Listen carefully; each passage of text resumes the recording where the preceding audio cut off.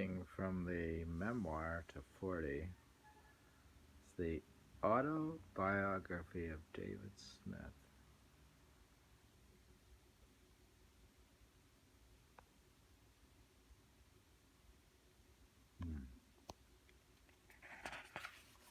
But it's only to 40. How could it be an autobiography? Then it says memory to 60. But it seems it was underway and went to 40 and then stopped at 40 and it's supposed to go to 60. So it's memoir to 40. So it says memoir to 60. Personal memoir of David Smith. Autobiography of David Smith. January 17, 2016 started. So he was 60. Didn't somebody write a book called 60? What happens when you turn 60? You write a book. Purpose of the memoir. During the night 2015, I undertook an effort to lose weight and clean out my storage space. I lost 44 pounds, getting down to not far away from my ideal weight, with maybe only 20 more to go in 2016. Also decluttered by emptying out my storage space in Connecticut. This brought to an end my personal life in Connecticut. Many of my clothes had to be gotten rid of simply because they were too large. I sorted my photographs a bit and gave some childhood photos to my son Taylor. My poetry, written as far back as in college in Minneapolis, was more recently was scattered about in scraps of paper. The more recent were just notes on my iPhone. I finally retyped the scraps of paper and I moved all the poetry to one file. That's part of decluttering. I figured out it was cheaper to simply publish my poetry on Amazon, create space, than to print it out at Staples. I published my poetry at Amazon under this title, Smiling Whiteness. I found a journal where I began writing my memoir from birth to years at 1981. This memoir I wrote in 2007 when I took a class given by the writer Jillian Cameron, author of The Artist Way. Her class requires that you write almost every day. She had something called morning pages where you write every day, and she said there was no wrong way to do morning pages. This is when I wrote the first 25 years. There were a couple of key points I learned from her. One, not to share work in progress.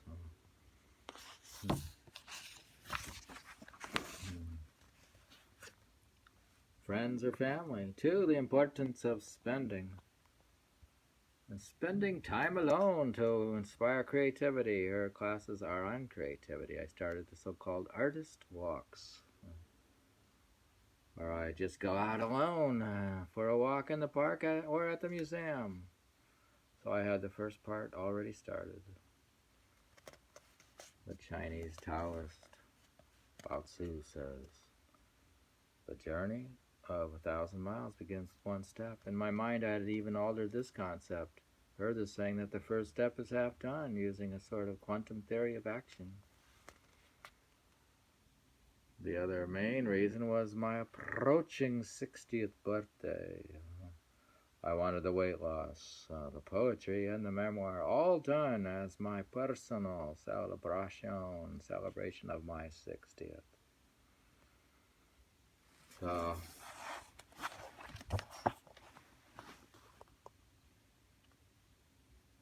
use a smaller print here, so it's not for old people. I won't be able to read it. That's the purpose.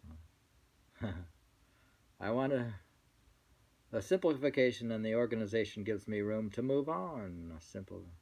I dedicated the poetry book to the 40th anniversary of my initiation. which is July 11, 2000. 40th anniversary is July 11, 2016. Writing a personal memoir can be undertaken for the therapeutic and personal healing reasons. With all kinds of citations here.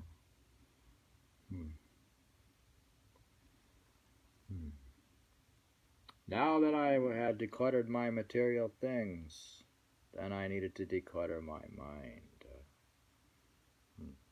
The poem by Tukaram. The night has passed. What sleep? I haven't seen it. I have built my nest in Narayana. My joy does not cease. I have compressed my space. I have no room for myself. Says Tuka, we are contained together. We do not split for one moment, Tukaram says. Tuka says.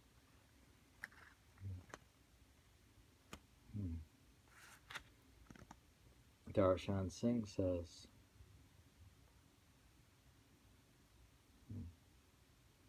he does decluttering annually. I have been doing this sort of weeding out practically once a year and sending a number of books to the hospitals. Weeding out, page 179, The Secret of Secrets by Darshan Singh.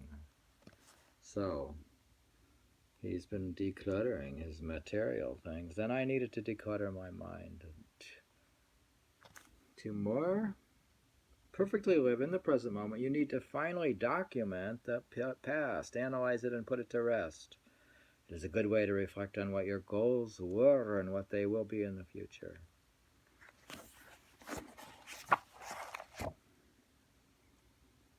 Oddly enough, I was looking at my 1977 and 78 diaries and notebooks and found many of the same issues I had still existed in 2016, a sort of 40-year mirror reflection.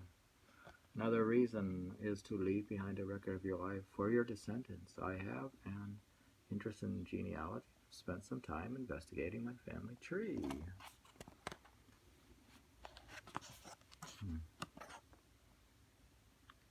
Janet Shai did most of the work regarding my grandmother, Hazel Merritt Earl's tree. Footnote. There's, oh my goodness, it's all the ancestors. Besides a few poems written by Flora Heldon Merritt on Jersey Isle and some journals of Uncle George about birds and nature, there was very little written. What? I mean, they wrote very little. Nobody wrote anything. And then there's a poem here by Flora Holden. So I'm introducing part one, beginning part one to this is the Autobiography of David Smith. You could see how it progresses. Whereas his poetry book had been written, then he moves on to his memoir, and there's where he's born, he lived. There's his tractor. There's his brothers and sisters, and his family, and there's his father, mother, and his farm out on the farm, and he gets a Mustang, and his girlfriend, there's Sherry Pillar, and his guru, goes to music school. Oh, can you go through it quickly? Yeah, I'm going through it quickly. There he is.